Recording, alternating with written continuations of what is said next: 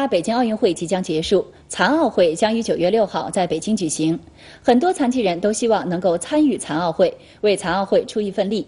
北京有12000多名残疾人报名申请奥运会和残奥会的志愿者服务。我们就先来说说其中的9位残疾人志愿者。这9位志愿者都是盲人，大学毕业，职业是针灸按摩师。在奥运会和残奥会设立的综合诊所中，为各国运动员提供放松保健按摩。马晓云以前是一名田径运动员，曾多次代表中国参加国际赛事，为中国争夺过荣誉。退役后，学习过中医推拿专业的马晓云，现在一家按摩中心工作。作为一名运动员的时候呢，我能够为祖国争夺荣誉。那么我退队了以后，在我的人生当中，虽然我是一名残疾人，但是我也要首先要自立，也能够为我们一些健全人解除病痛。郑刚也是一名田径运动员出身，他说，申请奥运会、残奥会志愿者是一种荣誉和精神的体现。我们在志愿者的工作岗位上丝毫不比别人差，而且给各国来宾也留下的印象也是非常满意的。盲人是所有残疾人中最困难的群体，他们就业的主要渠道就是从事盲人按摩。北京有400家盲人按摩店，从业人数1700多人。我们所在的这个盲人按摩院是培训盲人按摩师的所在地。前来采访的外国记者们也亲身感受了一下盲人按摩服务。And I feel with this kind of project, this is very, very impressive to be able to do that, to teach them. And also some of the stories that was heard about some of the blind people that were involved in the Olympic Games, 10 of them that went to help the athletes to massage them. I think that is very impressive because they can actually do better with some people that see. 北京市有12000名残疾人报名申请了奥运会、残奥会志愿者服务，680名残疾人演员参加奥运会、残奥会开闭幕式以及奥运村的演出。那我们了解到呢，北京现在有近100名残疾人志愿者参与残奥会，为各国的运动员提供服务。中国现在有8000万残疾人，在这个群体当中，处于就业年龄段的人，大多数都愿意参与社会、融入社会、自食其力，来体现自我的人生价值。中央台记者申阳、郭民在北京报道。奥运会不仅仅是运动员的竞技场，也是记者表现的场地。来到北京奥运会的记者来自世界各地，他们关注的内容各不相同，但是对这段经历都感到难忘。在赛场上按下快门记录精彩的一瞬间，是来自伦敦的摄影师朱利安最激动的时刻。This is track cycling. It's one of my favourites. It's my first time here, and it's great to see China for the first time. I've been to the Great Wall and Tiananmen Square, which was pretty amazing to see. But I'm sure it's a lot different when the Olympics aren't here. 朱利安从小就梦想成为一名体育摄影记者，奥运会是他最想报道的事件。北京让他梦想成真。拍摄赛事之余，朱利安还会拿着相机走进北京的大街小巷，照片里都体现着奥运元素。北京奥运会不仅吸引了年轻的朱利安，还吸引了资深的菲利普。这位美国芝加哥论坛的记者已经报道了包括夏季和冬季在内的共14届奥运会。In terms of organizing and putting on the games, if you were giving me, as we do in the United States, grades of A, B, C, D, where A is the top, China would get an A+, because there was organizationally, China did a fantastic job. 看过了10几届奥运会的前后后，菲利普还很关心北京奥运会之后场馆的使用情况。北京人是不是会养成尽量使用公共交通工具的习惯？中国人会不会继续关心环境保护？奥运期间，在北京的外国记者有3万多名，而报道赛事并不是他们的唯一目的。通过自己的亲身感受，告诉本国人一个真实的中国，也是他们的职责所在。中央台记者王梦、刘莎，北京报道。古巴选手马托斯23号在跆拳道男子80公斤级以上比赛中，在被裁判判罚出局后攻击裁判。他和一起攻击裁判的教练都被世界跆拳道联合会施以终身禁赛的处罚。23号，美国 NBA 与青岛啤酒在北京签订了一份长期合作协议，青岛啤酒由此正式成为 NBA 在中国的官方市场合作伙伴。NBA 主席大卫·斯特恩表示，从下个月开始，由青岛啤酒和 NBA 组成的篮球大篷车将在1年时间内走进中国的1000座城镇，与球迷亲密接触。同时还将选拔出第一支 NBA 风格的中国啦啦队去美国接受培训。这支啦啦队以后将在美国或者中国举行的 NBA 比赛中登台进行表演。作为北京奥运会中国体育代表团的小护旗手，抗震救灾小英雄0号23号收到了一份特别的礼物，这份礼物是球王贝利送给他的。原来，球王贝利在北京奥运会期间听说小英雄0号的事迹后非常感动，决定送他一份特殊的礼物，那就是他亲笔签名的巴西队10号球衣。贝利给你签字的10号球衣，你兴奋吗？兴奋。球王贝利这次来北京，除了看望四川灾区的同学们，作为2016年巴西里约热内卢奥运会的申奥形象大使，他还有着更重要的任务。我来参加北京奥运会，是代表了我的祖国和人民，代表所有拉美地区的人民。我们要把北京举办奥运会的经验带回祖国，把奥林匹克精神带回祖国，带到拉美地区。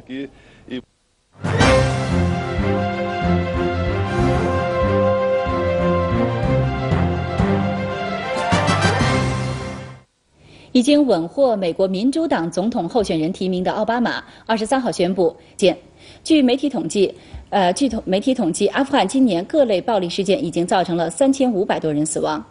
感谢收看这一时段的中国新闻，再见。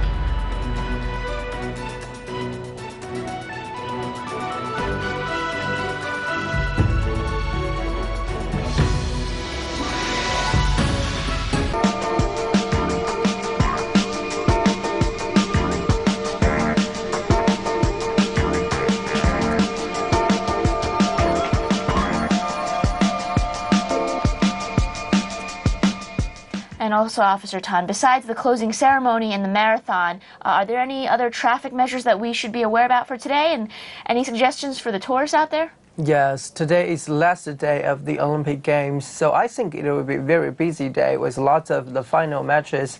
And also the closing ceremony will start at 8 p.m. this evening, so I think the traffic will be under great pressure. So let's take a look at some of the control measures. And the fiercest competitions will kick off as the men's basketball, volleyball, and boxing will enter their final stages. Traffic will be heavy around the venues, including the Capitol Indoor Stadium and the Ukasong Indoor Stadium. Please take public transportation to the venues. And as the games near their end, foreign athletes and visitors will be leaving Beijing. Traffic around the Capital International Airport and the city's railway station will be heavy next week. In addition, the beautiful night scenery around the Olympic Ring will attract many visitors. We warn drivers not to park on the sides of the fourth ring road to take pictures because it's very dangerous. And also the Sunday night and fireworks will be set off around the city for closing ceremony. So many people are expected to be out there. We warn drivers not park on the roadside and passerby not to stand on the roads to watch the fireworks. Thank you for all those tips as always. You're welcome. Okay, and that's it for our morning update. We'll be here again around noontime. And if you have any questions for us, email us at cctv-9@cctv.com.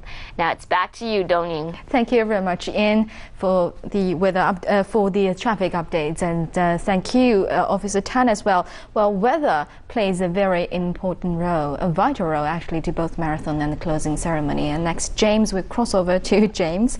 Of course, we're very update. Absolutely, we're one of the lucky 2 out of 90,000 plus people who are going to go to the closing ceremony tonight. So let's check in on that, as we said, from one James to another. James, as we all know, today is the final day of the Olympics. So what kind of weather can we expect in Beijing during the closing ceremony itself? Well, the closing ceremony will be held this evening, and according to the records, the 24th of August, coming at the tail end of the summer, sees average daily temperatures drop lower than those of the first 10 days of the month. During the last 10 days of August, day highs generally peak at not more than 30 degrees, while day lows remain above 20 degrees, so somewhat cooler. Furthermore, relative humidity also decreases to 73.9% on average. On the whole, we don't usually see hot weather on the 24th of August, so people feel more comfortable compared with the first 10 days of the month. As for the weather today in Beijing, we'll see cloudy to overcast skies with comfortable temperatures. For both the men's marathon this morning and the closing ceremony in the evening, it should remain dry. By tomorrow, though, Beijing is expected to see some showers. Well, James, it's not just Beijing, Shenyang, Shanghai, and also cities like Hong Kong and Qingdao also co-hosting the Olympic events. What are the forecasts for those areas? OK, well, in terms of what's going to happen weather-wise, we are expecting some showers in Hong Kong today. And while this rain should be rather light and short-lived, by tomorrow, showers or light rainfall will dominate for most of the day. The day high there should reach just over 30 degrees. Over in Shanghai, we'll see cloudy skies today, and tomorrow Shanghai will see some thunderstorm activity, so very stuffy indeed on both days. The day highs will once again rise, peaking at more than 30 degrees. Qinhuangdao, Shenyang and Qingdao will all enjoy clear skies with plentiful sunshine and very comfortable temperatures. So should the athletes wish to travel to those cities, I'm sure they'll have a splendid time. As for Tianjin, both today and tomorrow, clear to cloudy skies will dominate, with overcast skies later on Monday. Back to you. Thanks very much, James. And Dongning, tell us what's coming up next. Weather again, of course, but before that, we'll take a short break. And don't forget, again, log on our website, english.cctv.com, or write to us to cctv-9@cctv.com.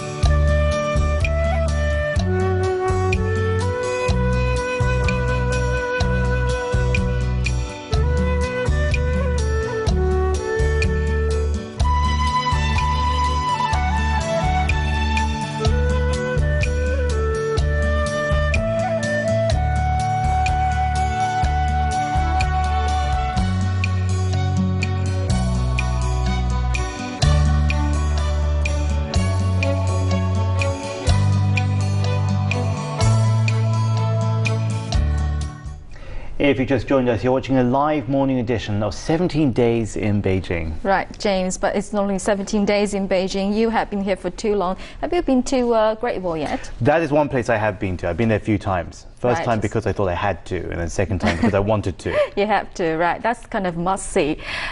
You're not a true man if you don't reach the Great Wall, and the Great Wall is at the top of Beijing's must see list. Over 6,000 kilometers in length, it's the world's longest man-made structure. Well, time now to meet Tom Shanahan to see who or what he has encountered on the Great Wall. The Special Olympic segment of Encounters is taking place at none other than China's most famous landmark of all, the Great Wall of China itself. And we're here at Badaling, its most well-preserved section of the Great Wall, and thousands of people from all over the world have joined us here to experience and witness the Great Wall in all its ancient glory. So keep watching as we're going to find out, in their words, what makes the Great Wall so great. I'm Tom Shanahan. I'm with CCTV 9, it's China's English channel. Yeah. We're doing a program on foreigners' impression about Beijing during the Olympic Games. Beijing is a lovely place, mate. It's really good. I'm from Johannesburg, and we've been treated with respect, and the people love us. We really love China. And being on the Great Wall, we're not very fit, but we're enjoying it. It's a beautiful day, but the hospitality of the people here, you know, they've gone out of their way to help us and make this place so hospitable, and it's a fantastic set of games. I mean, it's my first Olympics, and I'm glad that I came to China, and I think it's a beautiful place.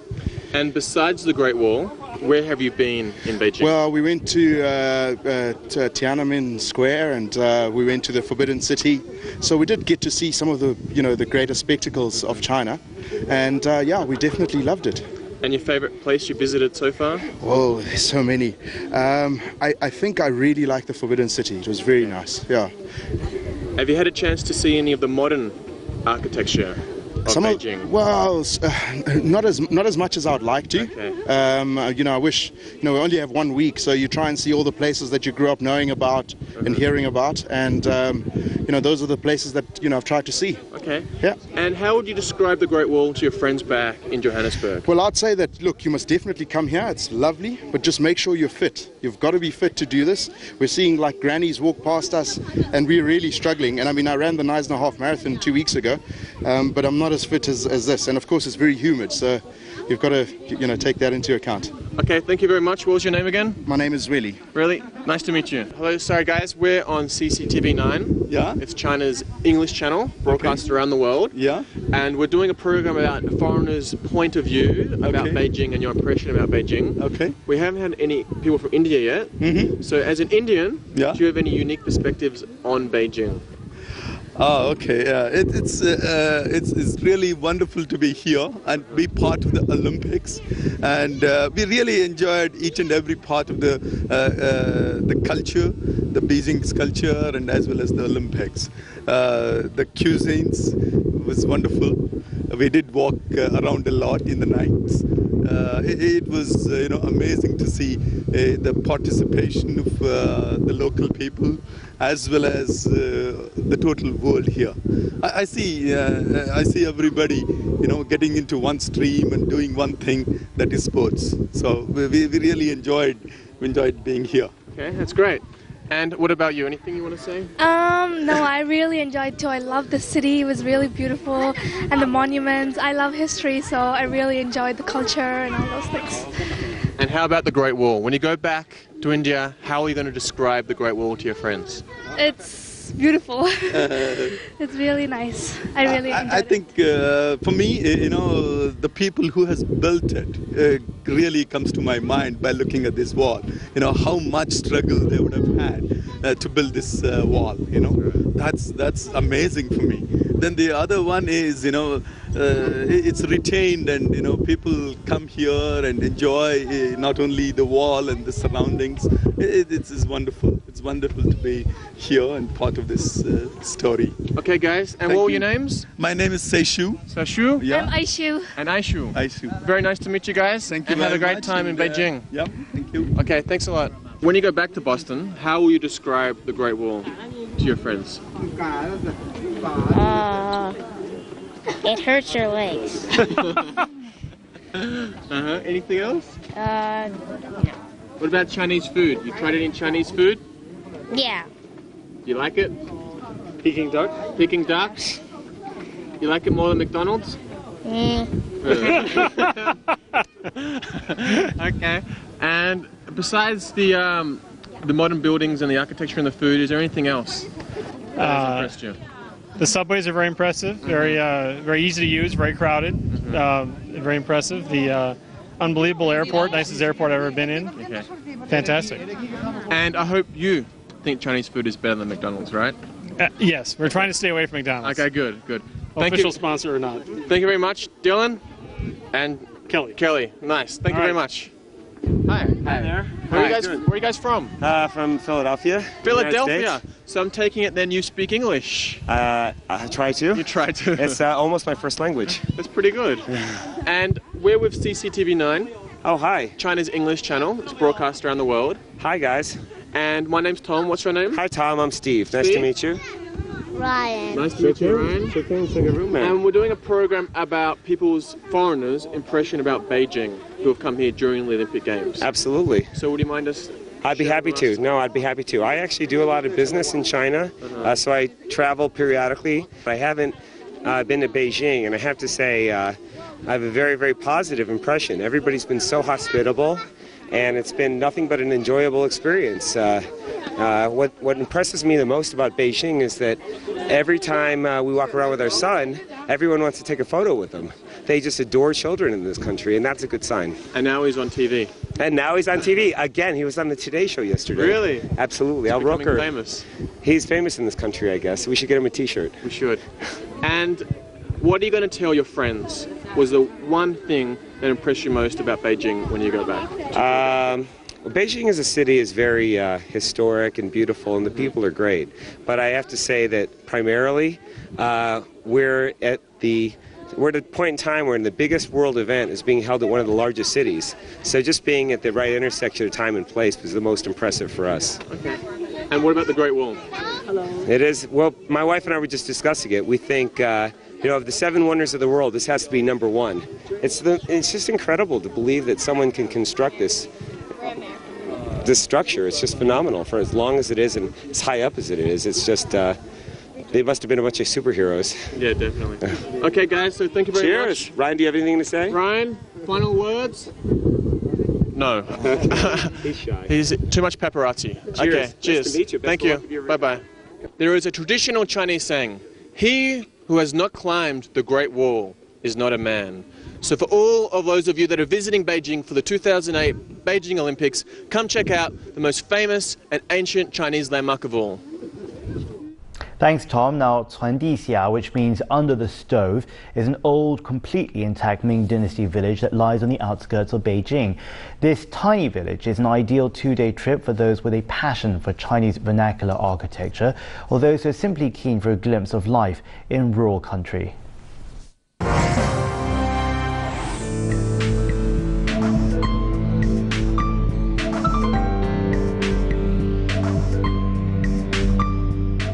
Originally called 船地下, meaning under the stove, this tiny village of around 100 souls is an ideal 2-day trip for those with a passion for Chinese vernacular architecture or those keen for a glimpse of life in rural China. Nestled in a valley some 90 kilometers west of Beijing and overlooked by towering peaks, 船地下 is a gorgeous cluster of courtyard homes and old world charm. There are even signs in Chinese and English on the floor to point you in the right direction.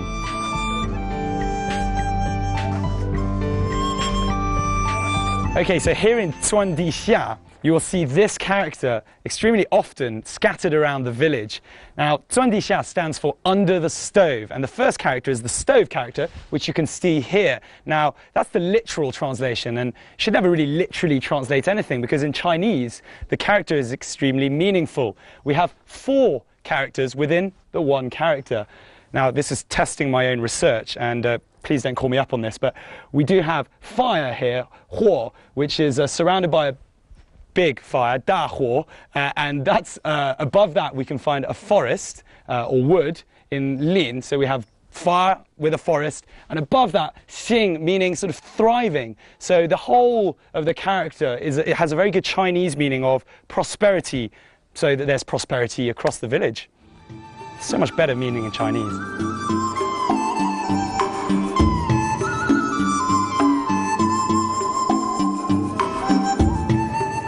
Chuandisha boasts some of the best preserved Seheyuan, or courtyard houses, in the Beijing area.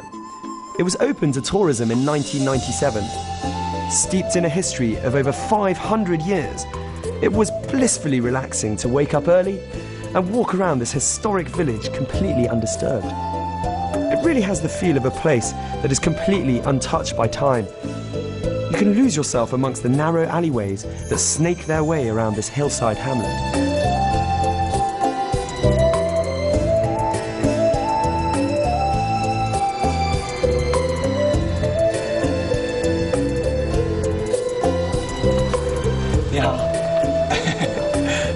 你从哪里来的吗？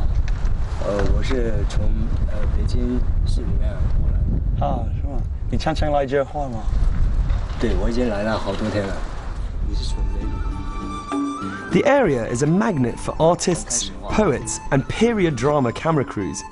The look and feel of the village is ideal for imbuing artists and poets with the inspiration to pen or paint some creative magic. This in turn works for the TV and film industry, who don't need to fork out major sums of money on designing expensive traditional Chinese sets, when the entire village is, in itself, already preserved just as they want it. Even some Chinese blockbusters such as Warlords, starring Jet Li and Andy Lau, have used this tiny hamlet as a setting for their film. I thoroughly recommend spending the night in Chuandisha. You won't find any 5-star hotels here, but the local food is great, the people are friendly, and with most lodgings offering basic accommodation at around 15 RMB per night, you'd be hard-pressed to find better value for money for such a unique, one-off experience. Hey, buddy. Surrounded by dogs today. I finally arrived at the highest restaurant in Zhuangdixia, and it's coincidentally the hotel as well that I stayed in last night. Very cheap and comfortable. This is something that caught my mind earlier on when I was heading out, and I asked what it was, and it's in fact a menu, a Chinese menu. So we have all the dishes are made locally, and we have I think they told me this one was meat. One of them is that's fish. It's character for fish, and then cheeseburger, milkshake, and fries. Is that one? No idea. Can't really read them. But don't be worried in case you feel like you can't read any of those characters and you're going to be eating random foods. They do have a menu in English, so I don't need to pretend to know what I'm eating. But I've got to say, this is a perfect place to chill out, relax, have a cup of tea. It's very kindly been brought to me. And just check out the view. Cheers.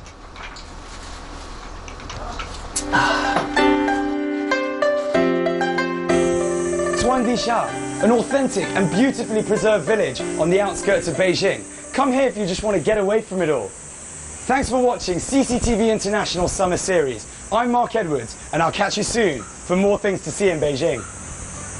And thanks for watching us here. But before we go, let's take a quick look and see what's coming up in this day. 12 gold medals still to be decided, including men's marathon, which is underway already, men's volleyball, and also a couple of boxing golds, amongst other things. And not forgetting the women, their rhythmic gymnastics group all-around final. Now, early in the program, we talked about our favourite people, but we talked about countries that have done spectacularly well, those that stood out for some reason or another. I mean, Togo winning an Olympic medal for the first time ever.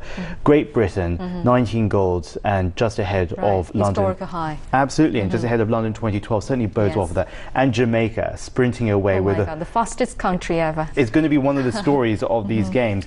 And of course, United States and Michael Phelps leading the way over there. We also talk about the host country, 49 gold medals so far. Its best ever medal haul in history. But I think history would judge it on the way it's hosted these... all small legends into one big legend. Absolutely, and then hosting these absolutely incredible games. I read a story this morning, which was the American synchronized swimming team, and before they jumped into the pool, they unfurled a banner that said in English and in Chinese, "Thank you, China," which I thought was very sweet. Yes, it's really... I can't say what to say about that. It's too sweet. I mean, it's something that we witnessed from this Olympics, you know, not only about competition, but about friendship as well. The people take Beijing as temporary home for 17 days, and they've been feeling good. That makes me really happy. But we witnessed not only athletes winning, losing, and we also saw lucks and pities, expectations and non-expectations. And we also saw grace when, you know, Matt Emmons pat on the, actually he hugged Qiu Jian for his win, although he misfired again. That sort of thing, and also self-transcending thing, like the American swimmer Eric Shanto, you know, they set very good example of not giving up for the life. More importantly, we witnessed unity, and that's the demonstration of the whole Olympic spirit. So let's finish off with more on a high note. I'm James Chow. I thank you for watching, and I want to thank you also for this fun over the last 17 days. Yes, thank you very much, James. I'm Li Dongning, and from 4 hosts of the morning edition of the 17 Days in Beijing, thanks for staying with us.